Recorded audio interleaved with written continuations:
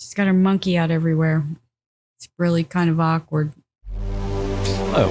Welcome to the Hard Reset. What just happened? Oh my gosh, you could pretend you're like Dora the Explorer. No. Why? Because why? Because I'm not Mexican. Is Dora the Explorer Mexican? Yep. How do you know that? She's a little Chicano. Whoa. Because she's got her monkey out everywhere. It's really kind of awkward. She's got what out everywhere? Her monkey. Why she got her monkey out everywhere? I don't know what her monkey's name is. I forget. You're going to have to talk louder, by the way, because it's... I don't know what her monkey's name is. I didn't say you got to stick your face in the mic. You just need to talk louder. I like to stick my face in the mic. I have a volume. That's the volume that I'm at. It's called baby. You're a baby. And I know better than that because you're always loud. You're like... Barka, barka, burr. Well, you're retarded, and I never say that. Whoa, I don't think you can call me retarded. That's offensive to a lot of people. I can call you whatever you need called. Oh, dear. Okay, so. Yes.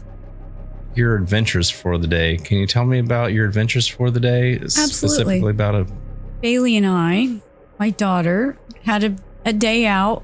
Yeah. And we went to the park zoo, which was really nice. And we got to see a lot of different animals. It was kind of cool. Oh, yeah. You sent me a picture of Eagly. Eagly's pretty awesome. Yeah. Yeah, they have a bald eagle there. He's kind of aged, but he's big. He's pretty. He's got all of his feathers. Yeah. And they have him chained by his leg in an open air, whatever. I'm not quite sure. Just... Oh, so there's like no covering over the top of the enclosure? No. So that's why he's caged down? No, they let the gross vulture have his own big aviary cage, but they've got the bald eagle chained by the leg in his enclosure, which is weird because like I said, we saw the groundhogs today, the prairie dogs. They have a little prairie dog town. Wait, is which butts up against the eagle. And prairie dogs the same thing? No.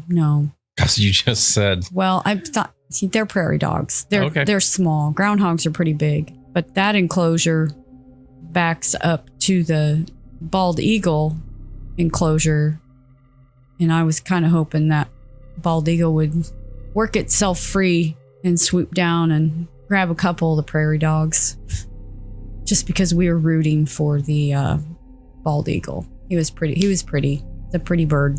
Who's a pretty bird? And we got to see kookaburras. Something looks really off with your camera. What?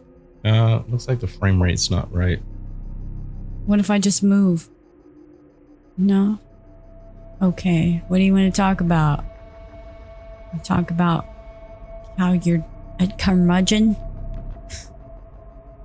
Quit shaking your head and breathing. So we decided that we would go to try to find my mother some more comfortable stretchy pants or some little capri pants. So we decided we'd go to a thrift store. And we shopped and got our things up to the counter, and I had turned around and I looked behind me and I saw this backpack. It's a pretty awesome backpack. Well, what does that say? Justice established. It's from the 2004 exclusive. I can't see what's under that. What does it say? It says Justice established 2004 exclusive. Just be you. Oh, okay. It's from the Justice store in the mall. Oh, okay. Yeah. And then it's got Justice written across the top here. And it's kind of a pink girly camouflage with a little bit of sparkly bits and bobs. And it was open. It was open like this. And it was just sitting on the floor by the jewelry case. Okay. So I thought it was in really good condition.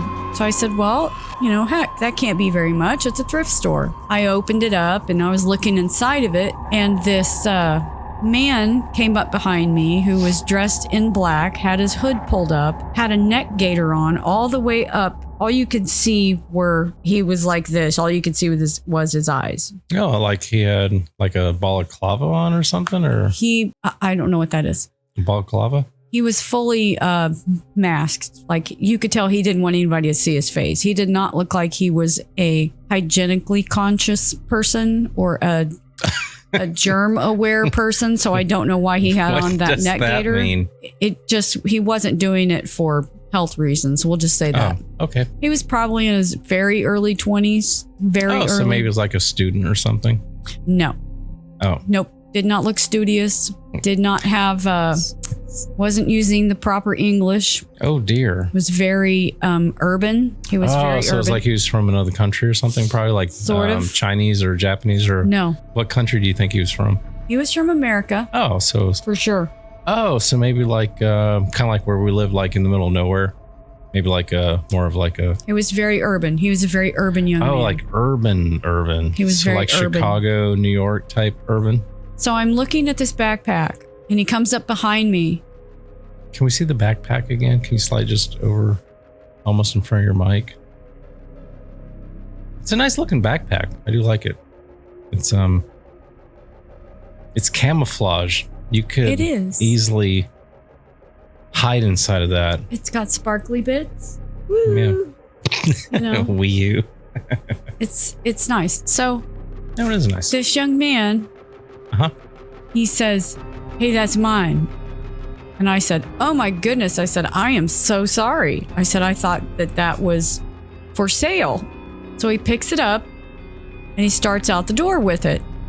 And then he stops and he comes back in. Oh dear, why did he stop? And he extends his arm out to me and he says, "Just take it. Just take it."